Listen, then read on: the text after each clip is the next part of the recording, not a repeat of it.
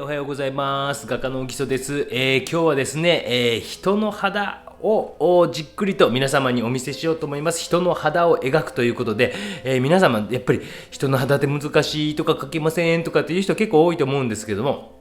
ちょこっとこういうところに感触を入れてみたりとか、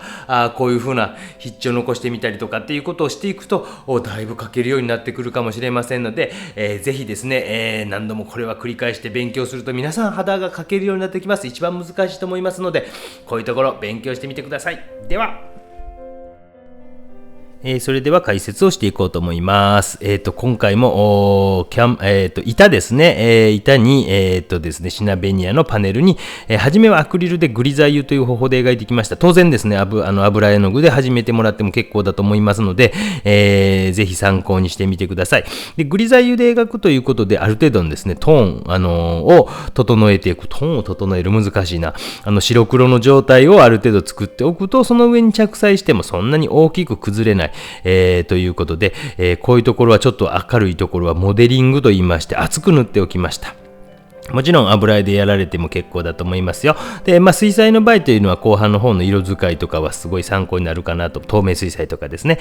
思いますので、まずこうモデリングをしながら明るいところに筆致を、そしてちょっとこう混色したものを乗せながら筆の方向性みたいなものも複雑にしながら、筋肉であるとかですね、そういったところを考えながら、特に今回は肌の色の方ですね、色をちょっとこう皆様に分かりやすいように、感触よく入れてみたらなんていうことを私言うんですけども、感触入れるのってめちゃくちゃ勇気いると思うんです。そういう方は結構おられて、怖い。なかなかね、だいたい写真とか見て、描いたりする方とかはだいたいなんかこう茶系とか黄色系、赤系が多くなって暖色と呼ばれるものが多くなりますよね。そこにちょんとこう差し込んでみたりとかすると、ね、だいぶ違ってきますよということで、こうだいぶこうモデリングをしていって、やはり物質感みたいなのをつけておくこと。日頃の仕事は私は油絵です。油絵だけで、少しテンペラ絵の具とか使えますけども、これは作画動画として皆様に、皆様のお悩み解決質的に、やっぱり肌の質感であるとか色であるとか、特に色でしょうかね、皆様ちょっとお苦手でございますねという感じがいたしましたので、今回それにように特別に作りました。人物を描くとか描けるようになってきたりとかするとですね、本当になんかこう友人知人でも描くことできますし、描いてみたけどなんかうまくいかないとかっていう人結構いると思うんですけども、そういう人のためにもですね。で、これはもうシナベニアのに、黒と白のジェッソ。今これ右側に見えてるのも黒と白のジェッソなんですけども、アクリル絵の具ですね。黒と白を私はもうジェッソで安いので買っておいて、そういうものを作画動画ではよく使っていってます。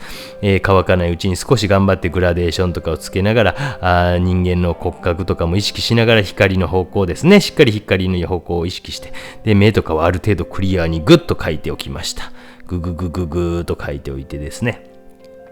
で、もう後半はすごくこう本当にもうスマホを約15センチぐらいのところに、置いて撮りましたから、相当クリアに映っているので、今までよりもクリアに、映ってくれていることを祈っておりますけども、どうなっているでしょうか。ね、こう作画動画とかいろいろ作りながらこう皆様にお見せしつつも、私自身もこう、そうかと。やっぱ教える仕事が長いとですね、こうやっぱりこうなんでこんなことも分からへんやろなとかって思うことを、学生さんなんか対峙していてもあるんですね。やっぱりそれはもう私自身のもう欺瞞ですね。なんでできひんやというよりは、じゃあもうそれを先んじて作っておいて、これ見といてということを言えるようにしておいた方が私としても後々楽かなと思いますので、今後のためにもこんなことをやっているんですね。楽をしたい男でございます。いかに皆様もね、やっぱり楽をしたいわけじゃないですか。そんなことないですか？どうですか？もう苦しんで、もちろん絵に関しては苦しんで描いていって生み出されるものがあって、いいと思いますし、私もそういう絵を描きますけども、作画動画に関してはやっぱ指導用というところもありますし、一般の皆様もですね、参考にされた方はされればいいと思いますし、したくないという人はしなくて結構だと思いますよ。ということで、やっぱり僕も人物を描き続けているのは、やっぱり人の肌が難しかったり、本当に1ミリ2ミリですごくこうの違いで印象というのがガラッと変わるんですね。それがすごい面白いんですね。なんかこうで、それもなんかこうなんて言うんですか、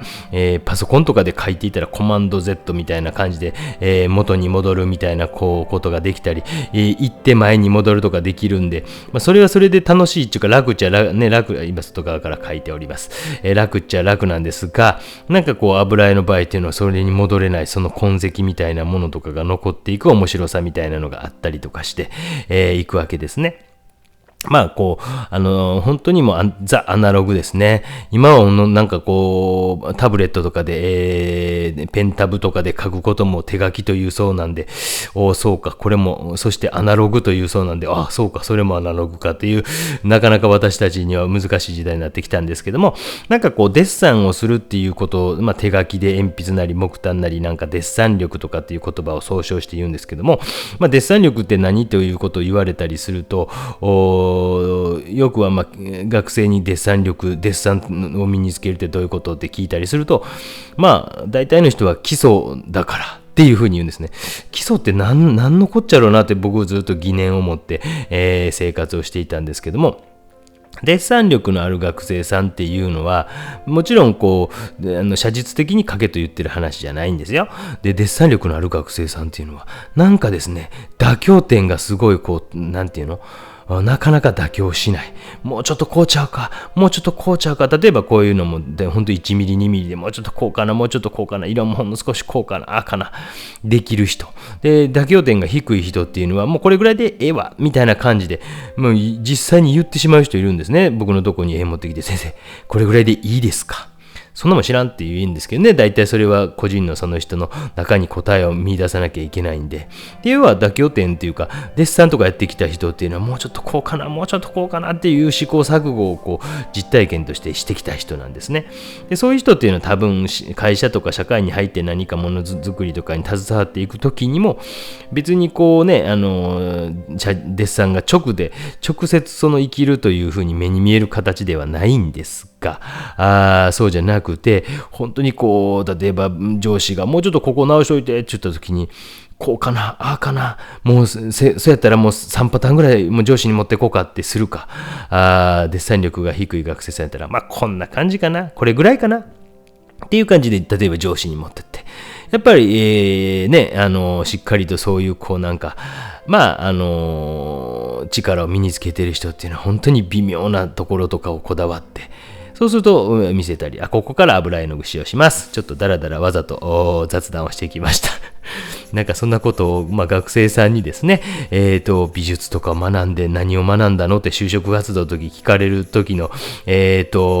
何ですか、問答集じゃないですけども、私自身も答えれるようにせんといかんから、あなた美術を通して何学んだとか、デッサン力、つけることでどういうこととか、そういうのを自分でどういうふうに答えたらええんやろうなっていうのを学生さんと話していた面接をつい最近やってたので、そんなことがボロボロ出てしまいました。そして前面に一応グレーズしていってます。いつも紫とか使うんですけど、なんか今日赤塗ってみたり黄色塗ってみたりしました。アクリルが完全に乾いておりますので、それで全面に塗って薄く塗って塗布して拭き取りました。そして、ちょっとこれ肌全部をちょっとなんか白っぽい色で一回覆って白っぽいので覆ってしまいました。半透明ぐらいの色ですかね。そして白とか明るい、色を置いていきながら、若干下の方手のところに青いの入ってるの分かります？青をちょっと入れてきました。コバルトグリーンペールみたいな色を置いてみました。黄色の上にまた寒色みたいな暖色黄色ですねの上に、そしてまた赤、これ今取りましたね、暖色ね、でそれでも引いてみたら肌の色に見えてくれば理想的かなというふうに、寒色暖色、そして形なんかも多少消えてしまうようなとこ、また寒色のブルーが入ってきましたよ。紫みたいな感じでちょうど愛の子真ん中ぐらいの色が入ってきましたよ。どうですかね。こんな感じで確かに見てみると寒色暖色、いろんな色が入り混じりながら、今ちょっと寒色っぽいのを入れていきましたよとかですね。なんか面白いもんですよね。学生さんすごい色白で、そうか、マスクしてるから今の子たちはもしかしてすごい色白の子たちね、将来シミそばかす夏場もマスクをしていたから、おじさんみたいにね、もう若い頃もね、屋上高校生の時屋上で、反乱になりながら日焼けしてたりしたわけのわかんない高校生、今はいないと思うんですがね、もうシミそばかすだらけになっているでしょうね。ということで今暖色ですね、黄色系を置いてみたりとか、青系を置いてみたり、どうでしょうか。パレットちらっと右下に見せておりますけども、あんな感じで色をほんの少しずつこう差し込みながら、下に置いてあるグリザイユの黒白みたいなものも活かしつつ、暖色、寒色、紅は暖色とか赤系で塗っていったり、で形は多少もなんか消えてきてしまっても少し、下の方からうっすら透けて見える状態を作っておいたりすれば、また後から描けますので、今また肌の土台を作っているというような感じ。そして、薄く塗っていった段階からちょっとまた明るい色をあれですね、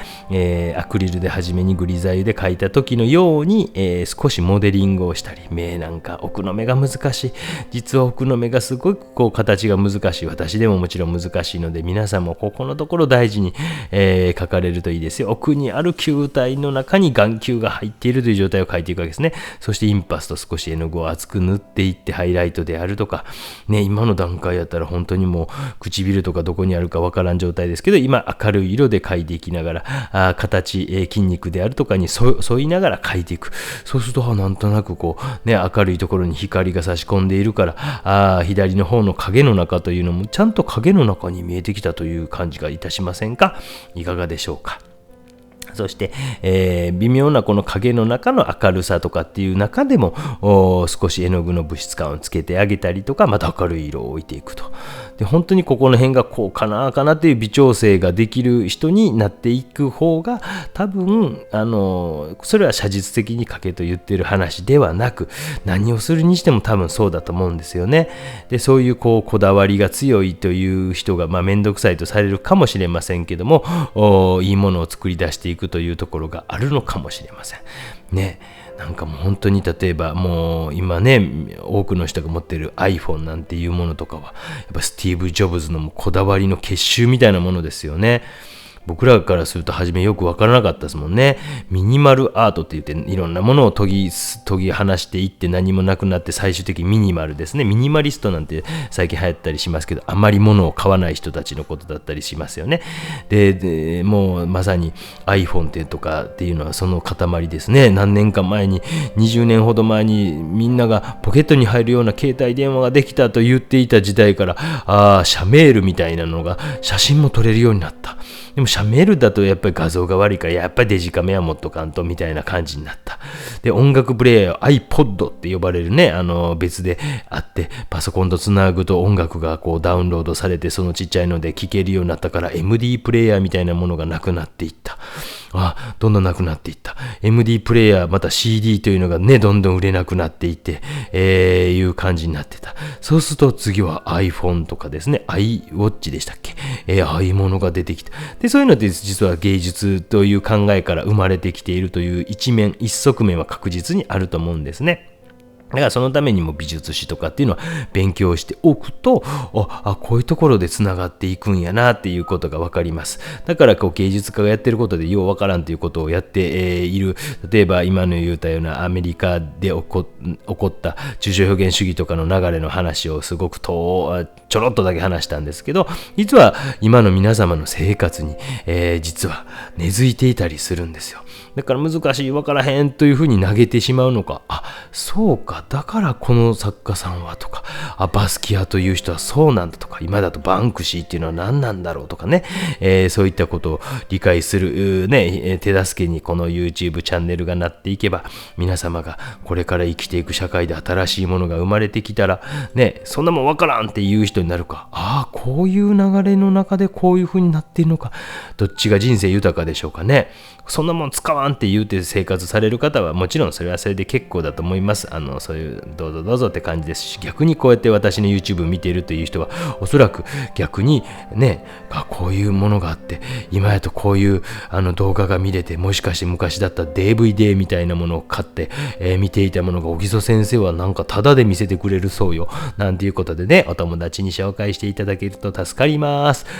これ半分ぐらいの方はチャンネル登録していないのでね、別に何かが収益が上がるわけじゃないんですよ。チャンネル登録とかしていただけると、こうリマインダー登録なるものとかすると、僕がなんか動画上げたら見れたりとか、先生のいつもライブペイントになんかタイミングが合いませんとかって言っている人も、そのリマインダー登録かなんかすると、おぎそがライブ配信をまさかの夜中3時に始めたとか、そういううっとうしいなと思ったら、リマインダー登録を外してください。で、そういうのが通知が来たりとか便利ですよね。そう考えると、本当に便利になりました。いつでもこう学ぶことができるという、ここから相当アップにとっていますね。髪の毛。時代に入ってきたということです。実は SDGs という中に実はあるんですよ。高度な教育を皆様に平等にという考え方が実は皆さんね、今流行ってますよね。SDGs っていう。中に実は、あれなんとなくエコの問題とか、永続的持続可能な社会の実現に向けてのうんぬんかんぬんみたいな感じなんですけど、例えば貧困の地域であるとか、私の YouTube だったら例えば障害者の方とかで、車椅子でなかなかこう絵画教室とか通えませんとかいう方とか、本当は理想的なのはこう聴覚障害者の方にはね、申し訳ないですね。彫刻かなんか作って手で触れる作品をいつか作れたらなんか考えたりとかするんですけどもね。背景の方とかもこれは軽めに書いてます。そして、ここからは相当アップにとっています。もう一度グレーズをしました。なんと3層目かな ?4 層目かなよくわからなくなりました。ちょっとこれはバーンとシェンナみたいな茶褐色みたいなのとか、ちょっとこう白入れたの分かりました。これスカンブリングって言うんですけど、白っぽいの目のところまでも入れました。で、これをまた拭き取って、本当に薄く白い、膜が本当に見えない程度ですけども、でも油分の膜がこうついてきた。そしてちょっとグレーズをまたしてみて、半透明、透明、指ですり込む。そうすると絵の具のマチエルっていうのが出てきたりとか、また黄色系を塗り込んでみてとか、似たような作業を2回3回繰り返していくんです。青系をまた塗ってとかね。そうすると色がすごく複雑になってきますよね。僕ら人の肌って、人種それぞれおられて、そういうこともね、もちろんなんて言うんですか、いろんな多様性の社会みたいなことを言われてますけども、いろんな方々おられて、でなんとなくこう日本人の肌の色とかっていうのこのぐらいの人が多いのかもしれませんし、それはねいいと思うんですけど、でも何色って言われて何色って答えれます皆さんね。赤とか黄色とか、いや茶色とかわからないですけど、やっぱ青を感じるようなところもあれば赤を感じるようなところもあれば、ね、その言葉にできないというものをこう微妙に出しやすい画材としては、僕は油絵というのはすごく適しているなと。何層塗っても何層、100層塗っても200層塗っても、ね、レオナルドのモナリザなんてもう何層塗ってるのかわからない。生涯にかけてずっと持ち続けていたというわけですからね、作品に関しては。ちょっとこう油分多いぞと思ったんで、上から叩いてみました。ティッシュでポンポンポンという感じで叩いてみたりとかしました。で、少し油分を減らした状態で顎の反射光を少し入れてみようかなとか、まだこの段階ではなんか輪郭がボケたりなんかとかしていたりとか、そしてまたモデリングどうですかね。ここまでお見せするってなかなかでしょ。これぞ SDGs の一つですね。高度な教育を皆さんに平等にという、そういう社会実験をしているというわけでございます。で、そういうことをやってみたらどうなるのか、もちろん学生さんとかっていうのも上達すればいいんですけども、ね、なかなかこうピンとこないというか、また小木曽先生なんかやってはるわぐらいの感じですけども、一般の皆さんがどんどん上達してくるのが分かってくる。やっぱりそうかと。そしてなんとなく AI によるですね、Google の自動翻訳機能をつけてるから、もしかしてこの中に何%かなんかへんてこりんな字幕が入ってる方いるかもしれませんけども、それ自分の設定で消せますからね、皆さんで消してくださいね。私はこれなぜつけてるかというと、いつかすごくこう正確な翻訳に変わるか、5年後かもしれませんし、10年後かもしれませんしね、変わる可能性が十二分にあるんじゃ、ディープラーニングといってね、どんどん学習していって、小木曽のへんてこりんな言葉というのは、もしかして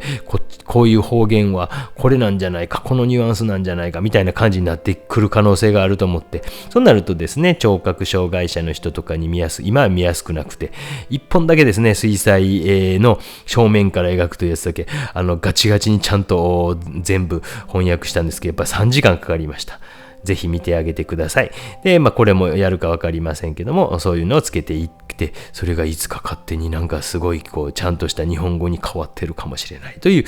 ね、そういうふうに時代というのが動いていって、平等な教育を、与えれるということになるかもしれない。そうなってくると学校の先生方の負担も減るかもしれない。文部科学省の偉い人が見て、そうか、こういう教育の方針があるのか気づくかもしれない。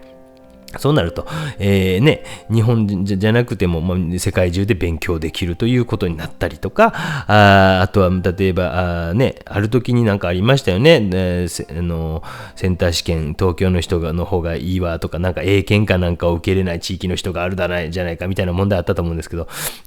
なんかそれで平等をすべて、言うてしまうと、いろんなものが止まってしまうというですね、日本らしいなと思ったんですけども、こういうのとかでもしかして何か新しい教育の形というのができるかもしれないなとかっていうことでどうですか？複雑な色になってきたでしょ？これ何色と言いますか？何の話を今日してるんやって感じかもしれません。今日は11月の5日ですね。今日は有給を取っております。金曜日なんですけどね。インパスト熱く塗りました。ね、なぜか朝会議が入っていたので謎ですが、有給を取っているので、今日はちょっと取材に行こうかな、取材兼、行こうかなと思っていたりとかしながら、白目をちょっと丁寧に描きながら、髪の毛の隙間を描く。どうですか？こういうの森を描くとかそういうので見せています。物と物の周りを描いていきましょうということをよく言っています。物ばっかり描いてしまうんじゃなくて、物の周りを見る癖をつけましょうとか、こういうのも皆さんね、学んだんじゃないでしょうか。そして本当にちょっとずつ点描みたいなんで描きながら、本来はもっと2層、3層、4層、何層も重ねますけども、今回はちょっと筆致が残る形にしておいた方が皆様にとって勉強になるかなと。それでも引きで見て離れてみたら、複雑な肌の色になっているなという、これほら完全にブルーグレー系を置いたでしょ。微妙にで、ほっぺたのところには少し赤みがかっているとか、反射光のね、今ブルーグレーみたいなのを置いてみたとか、本当にこの辺からもう微妙になってきて、何してんねん、分からへんぞ、おもんないぞっていう感じかもしれませんけども、この辺っていうのはなかなかですね、デッサンをしてきた人間しかわからないデッサン力がある程度あると自負している。ある程度ですよ。めっちゃある人じゃないですよ。私はやっぱりデッサンっていうのはデッサン家になるつもりはないので、何のための学習かということを自分なりに考えてやってますので、そんなにデッサンをたくさんやってるタイプじゃないですが、微妙な調子を作り続けていくということができる。この辺かな、あの辺かなという妥協点をなるべくですね、高めていって、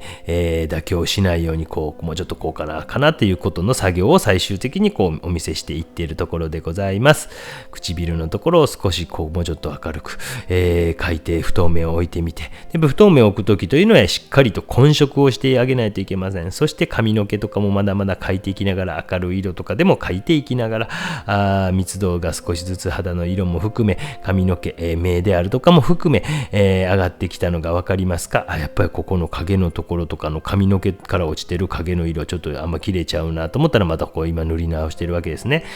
最終盤になってもこんなことをしていますね。聖子ちゃんカットだそうですよ。学生さんが言うてました。これ聖子ちゃんカットなんですよって言うてました。ひーなんて言いましたけども、っていう感じで髪の毛を描いて、密度を最終的に上げていきました。今日は重点的に肌をお見せしたんですけども、やっぱり一番難しいというふうに言う人も多くいますので、こういった動画ぜひですね、参考に一生懸命勉強してみてください。絵の具これ厚く塗って少し動かしていって、動かしておいた後に動かしていって、置いた後に絵の具を動かして、そして髪の毛をひょろひょろひょろということで、解説は以上です。頑張れおじさん書き込め。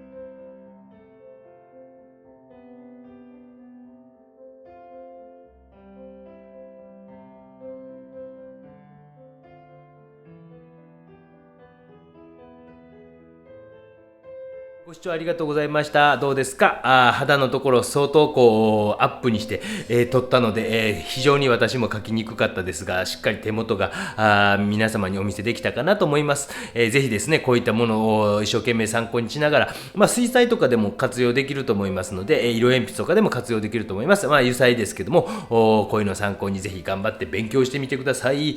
頑張って。チャンネル登録よろしくね。SNS もやってます。よろしくね。よろしくね。